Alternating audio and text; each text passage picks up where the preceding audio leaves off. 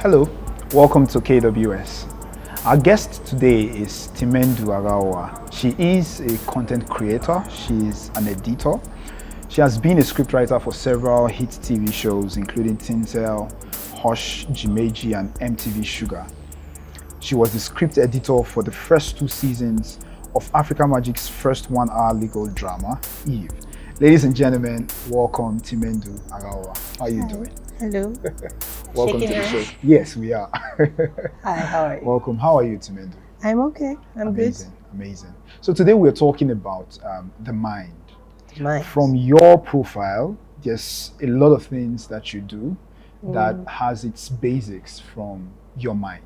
Yes. Right. And these days, I go through a lot of content on social media. Okay. And there are a couple of things that I have come to see. Some people say humans don't use 10%, more than 10% of their brain power. Okay. Some other scholars have also said that it's a myth, that we use our brains every day. So we definitely use more than 10%. What do you think? As a writer, what do you think about that statement? In this moment, what do I think? Because prior to that, I don't know if it matters. Okay. I think if there's anything, you should use your mind for solution and imagination and all these things. Okay. But the percentage, I don't know if I don't care about those percentages and those numbers. Okay. It's just that, is this person thinking? Is this person reasoning? Is this person learning and growing? I care about the quality of the function, thoughts, as opposed to 10%, 20%. Just try use it. Okay.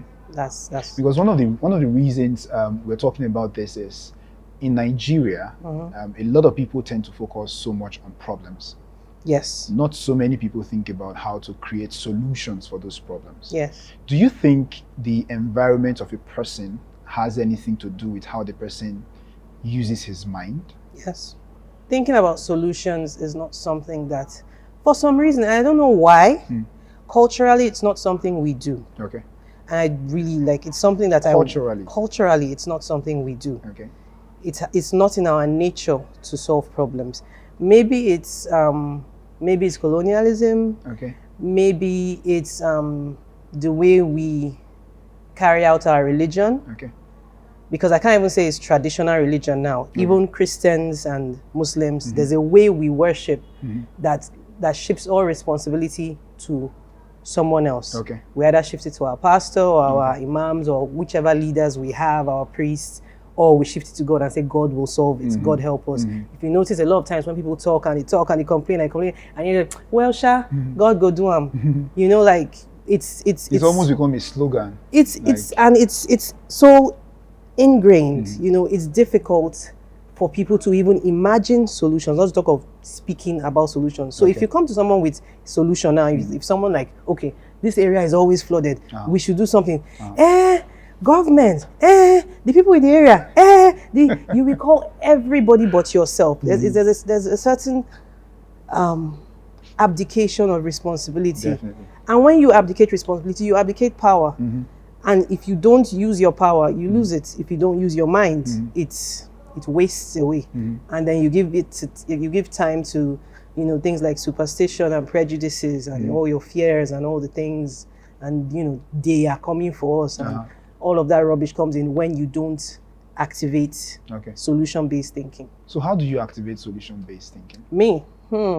You personally, how do you do that? When you see a problem, how do you think about solving? I think first of all, you have to recognize it as a problem and as a challenge. You have to recognize the right problem. Okay. A friend gave an example once where she said, imagine you're going for a job interview and there's a trailer in the middle of the road. Okay. What's the problem? Okay. Initial knee-jerk reaction is that the problem is the trailer in the middle of the road. That's not the problem. That's the situation. The problem is that you need to get to that job interview. So your solution is not moving the trailer. The trailer is not your concern. What's the fastest way to get to the job interview? If moving the trailer is the fastest way, then fine, you now challenge the trailer. But if there's a faster way, if you get down from your car, climb around and enter Okada, that solves your problem. So first of all, identify the problem. So for me, how do I activate solution-based thinking? What's the problem? First, identify the problem and then what's the goal? So let me give an example of something that happened recently. With this lockdown, I'm at home with my husband and the kids. Thankfully, my kids are older, so they don't need 24/7 attention, but they need attention. And for them, it's just one big holiday, you know, like, woo, no more school. They have time to stay They at have home. time. Even the online schooling, they are like, if I finish this work, I can go, Abi. Definitely. So like 2 hours. Oh yeah, Sharply. So you said you were going to draw with me, and you said you were going to dance with me and all of that. So we're trying to fit that in. Writing doesn't stop, so the work is still there. Still going on. And my nanny can't come because lockdown. She wasn't living. Okay. So now I have to figure out kids. I have to figure out feeding the family, and I still have to get my work done. What's the problem? Time management. That's time management. What's the problem? So first of all, list out everything you want to do. Okay. I don't have enough time for this. I don't have time to wake up. Like, I tried all of that, you know, wake up 6 o'clock in the morning. I'm not a morning person. So I did that for like 1 week. And by the time I had answered everybody, I was too tired. I was, thank you. I was just off. By 10 o'clock, it was a case of, see, anybody that just comes to talk to me, what you see, you take. You get it. It's counterproductive. I want my children to be happy. I don't want them to go through this season and be like, ah, God, if you see what mommy did. No. You know? So waking up earlier is not working for me. I need to reduce my workload. I can't reduce the children. I can't reduce my husband. This or my work is that I'm going to call them and say I resign. You can't do that. I don't want to. I can. Okay. It is within the realm of possibility. You can't quit your job. You said the statement you just made. Some people are still under the, what will I call it now? They are still subject to the fact that they have power to give and take their jobs. I don't What understand. you just said now, like you said, you can't quit your job. I can't. Some people are scared of quitting their jobs And when it affects them. That's fair. That's fair. See, this me saying I can quit my job is actually a bad habit. It is? It's a bad habit. Okay. Because from a very young age, I had always had a certain level of comfort. I'm using, this is a wrong sentence. Okay. From a very young age, I did not feel beholden to a job. Okay. I can get money without a job. And I'm talking legally now, not runs, nothing. I can get money without a job. Money is payment for value. So I provide value. So if, for instance, it doesn't matter in what context it is. or what structure. Okay. So me quitting a job because it doesn't fit the what I want, it's not. Don't copy me. Okay. Have a plan. If your job works for your plan, Do it. do it. Okay. If your job does not work for your plan, Find a way around it or figure out how you can give value in a different construct, in a different context. Okay. So my problem was time management. Okay. Or you say, oh yeah, yes, identified the problem was time management, energy management. What's the goal? The goal is to achieve certain self. So the first question I asked myself was, am I trying to do too much? Okay. Is it feasible to be trying to do all these things? Some people will say yes. I look at myself and be like, No. it's not working. So what we did was first, and this is for married people, I guess. So, you know, I had a conversation with my husband. I was like, these are things I'm trying to achieve. It's not working. I'm going to need to put some of this on you. And I'm like, okay, sure, you know, so break it down. So I broke it down into like chores list and time and all of that. And he's like, he wakes up early. He wakes up 4 a.m., which, you know. Sanchez does? Don't mind him. People are sleeping. Somebody is going.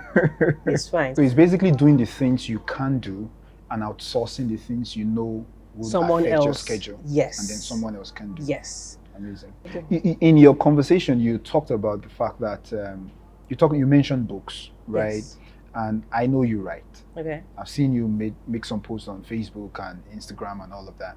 What is the role of books, reading books? What kind of books can you read to upgrade your thinking? What does book do for you as a human being? All right. Before like this 2020, so like from 2017 backwards, I average about 300 books a year. Say what? Yeah. So. Interesting. So you see, that is, I'm learning that that's kind of a compulsion. I have to read. I have to read. I have to. Like, if I spend a day and I've not read, I feel like I've cheated myself. I have to read. I have to read. I have to read. And that comes from how I deal with stress. Mm-hmm. So in other words, it's a habit, like a relaxing thing for you. It's how you relax. Kind of. Or is it intentional? Okay, let me break it down. It's how I relax, but it also, you know how you say you don't grow outside your comfort zone? True. It became a comfort zone. Okay. And so I was reading a lot, but I wasn't doing a lot. And there is a certain... I like the honesty. The scripture says a little knowledge puffeth up. True. So there was a certain arrogance that's like, I've read the books, but if you don't put yourself in the situation where you can use it. If you don't put yourself in a situation where, so if you read a book on emotional intelligence, but you never leave your house, how do you know that you are communicating in a way that, that is effective? Intelligent, emotionally intelligent, yes. basically. Yes. So that happened for a bit. And then there's this challenge I saw online called Read Harder. And it's like, read outside your comfort zone, read things about this, read nonfiction, read that. So they have a whole list, and the list was really stressful on a mental level. Like, then I realized I was incapable of reading outside my comfort zone. And my comfort zone was, fiction and mostly romance. I can read 4 romance novels in one day, and I'm very, very so happy. When you said the 300 books, those are the books you're talking about? 300. Is it a mixture of both romance and intellectual books, or... Because I'm trying to understand what books does for you. For the romance book, for instance, are there any value to it? The romance worked for me in a way where I write fiction. Oh, okay. Cool. I write fiction. I write TV. So it was really, I've read so much fiction that certain things are instinctive to me. I'm often part of the team that works on the love stories on the shows. And I realize that it's because of everything I have consumed. True. But again, and we're having this conversation where I'm on a learning curve. Okay. So as much as this is where reading romance has taken me, I also want to. It's nice that you walk into a writer's room, because how we create stories is that there's a room and they put like anything from 6 to 12 of us, and they're like, okay, we want a show about this. Go. And somebody's like, what if there's a character who does this? And what if there's a character? So what's been happening the past couple of years is I'm in the room and they're like, oh, Timmy and so, there are a number of us. They're just like, you are the romance girls. And we're fine with it. We're like, no, don't worry. You chill on it. We got you. And it's always very nice to get that feedback in the room where we're telling, like, this is what we think the story, this is where we think the story should go with these characters. And people are like, what happens next? When do they kiss? When do they, hey? It's very gratifying. Yes, it is. But I also want to grow. I also want to be able to work on other types of stories. So even on a work career level, it was limiting for me to just read only fiction. Only romance. So even in fiction, I have to read outside my comfort zone. So now I'm reading science fiction, I'm reading other things. Non-fiction, I read non-fiction I started reading non-fiction because of my dad. My dad, when I was 9, like, how old are you? I'm like, I'm 9. And he's like, here. And he gives me a book on negotiation. I'm like, sure. So I read it. And then he now starts arguing with me, and so at the time, anytime I wanted something, he would make me negotiate for it. And then he would give me a book on, like, I see is there now, 1 Minute Manager, and he gave me like the book 1 Minute Manager, like the first 3 books, and then he'll give me, so nonfiction and self-development books was really from my dad, where I realized it gave me an advantage in interacting with people and in talking with people. So in other words, those books, consuming those books helped you to communicate better? Yes. It did help me communicate better. It gave me, especially with my age group, it made Did you me find yourself thinking above your peers? something like that. I found myself more comfortable with people who were older. Okay. Yes. Okay. I found myself more comfortable with people with Why? Because you could have advanced conversations with them and flow as if you're on the same level because of the books you've read.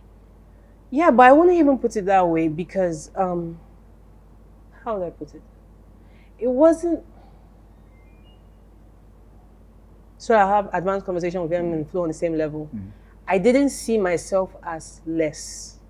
Wow. I didn't see myself as younger. Wow. I didn't see myself as, if you were talking in a way that I recognize and I wanted to participate, then I would participate. If somebody was saying one thing, I'm like, oh, okay, yeah. It didn't matter if the person was older than me. Okay. Like, who talks about age? Did it affect your self-confidence in any way?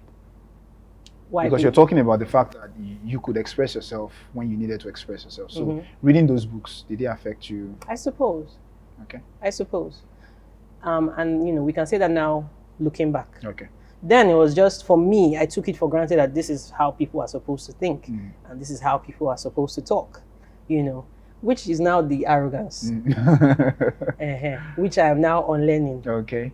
And trying to be more understanding and empathetic of people who did not have the advantages that I had. Yeah. Well, thinking about that, you're one person that when there's a room full of people, I have personally observed that. And then you walk in, there's always this aura of brightness that people feel, right? And for me, that is important. Okay. But if you are talking about books, how many books? You read 300 books, or you read 300 books in a year? Yeah. Average. So now that I'm trying to... So how often should you consume books? I can't to tell. be able to get to that level tell of you. Influence. Influence. Wow. Okay. I don't think I'm that influential. I really don't. Okay. I think I need to work on it. There are things I'm learning that make like that you know, that are flogging me like, wow, oh, okay, I've been messing up. Need to get better. There is a book I read recently called Crucial Conversations. Okay. And I just talking about effective communication and getting your points across, and you know. And I read it, and every bit of that book was like, Timendu. Amazing. You're not trying, you know. So sometimes somebody will say something, and I want to answer, and I remember, But I think being able to have a self-reflection on your character, your person, because of the books you have read, I think that's important. That's a valuable lesson. It is important. It is important. But yes, let me just say it's important. Let me stop self-effacing. And beyond thinking, there must be doing. Okay. Amazing. There must be doing. So when you know, like, reading books is important. I always try to get people to read. But beyond the reading and the thinking, there must be putting into practice, and there must be doing. So in other words, application is also as important as the amount of materials you consume. Yes. How can you create the life you want with your mind? Your dream life. How can you create it with your mind? Okay. Okay, let's start from the beginning. So when I was about 15, 16, someone gave me a book called Leadership Secrets of Jesus by, what's his name? Mike Murdoch. Okay. And there's a chapter in it where he tells you to break down your dreams. So just dream, just write it. Okay. What you want to be, what you want to do, and what you want to have. Wow. So I did that. You know, I want to be this. I want to be this. What do you want to do? I want to do this. I want to travel the world. What do you want to have? I want to have properties. I want to have this. I want to have a family. I want to la la la la la la. You know, I say, okay, break it down into what you need to do to get these things in the next 10 years. That's the work. So you break it down. Okay. Break it down into 5 years. So take that 10 years, break it down into 5 years, you break it down. Take the 5 years, break it down into 1 year. Okay. So this is what you have to do this year. Okay. So even if your year is starting June, June 2021, this is what you do this year. Okay. And take that year and break it into daily goals. Wow. So I started doing that when I was 16. And I still have all my journals from when I was a teenager. which freaks out my children because they're like, why do you keep these things? But were you able to achieve like majority of those things? Did it happen for you? I went after certain things. Okay. Some of them. Okay. A personal flaw, which I'm very good at telling you about. Okay. A personal flaw is that I remember my failures more than my successes. Okay. Wow. So, wow. Yeah. So I remember something that I went after. I started a business. I got money. I started a magazine, online magazine. Before the only person that was doing anything was Bella Ninja. Okay. And she hadn't moved to the website. She was still doing the blog. Okay. So I started this. I got money. Wow. And it crashed. And I won't say it crashed. It was, if I had more time, maybe. If I had more time, and a lot of people were interested in helping. A lot of people helped. But while I was still figuring out how to do that, my father died.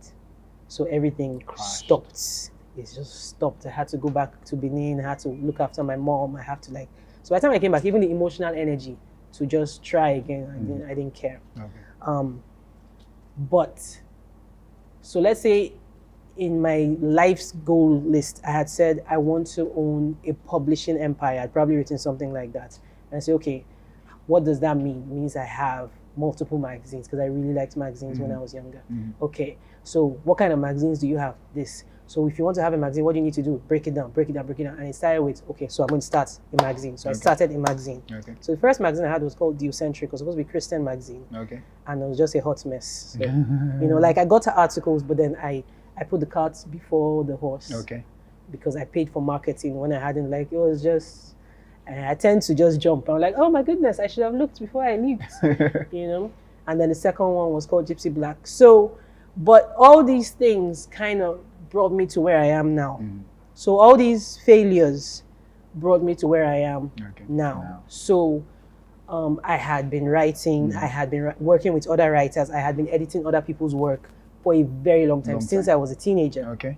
I had been reading a lot. I had been exposing myself to publishing. So then it had been magazines. So I'd been, before, now there are magazines everywhere. Then if it takes a year for a magazine that's if it comes out January, there you get it January the next year. Oh wow! Things were not as accessible. Now, internet, you have to go to a cyber cafe, you pay, you wait, all of that. So all the work I had done to get those things, even though I didn't get them in particular, they led me to this point. As much as I didn't get everything on my list, it helped you. It helped me, even in the personal things. Me knowing that this is the kind of family I want, and this is the kind of partnership I want, and this is the kind of husband I want, helped.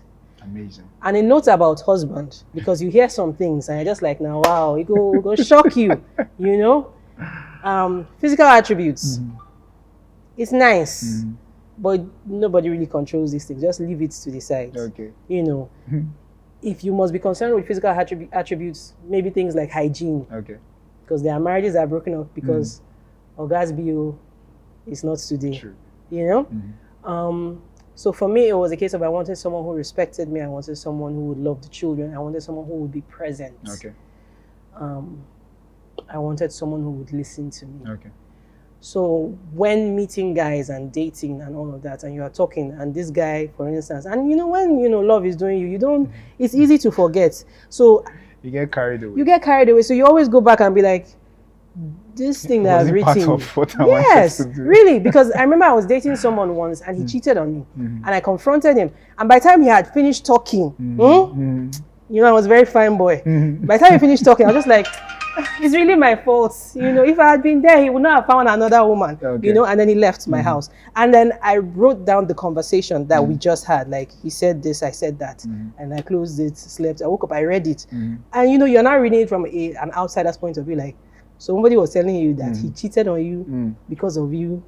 And you said, I was like, so in journal I wrote it, I'm stupid, shall. And I called him, I said, bros, don't even come back again, Amazing. So it helps to clarify goals and what you want. Basically. So the picture. So, do the work. Okay. Write it down. Okay. There's a book here, No Excuses, that I'm reading right now.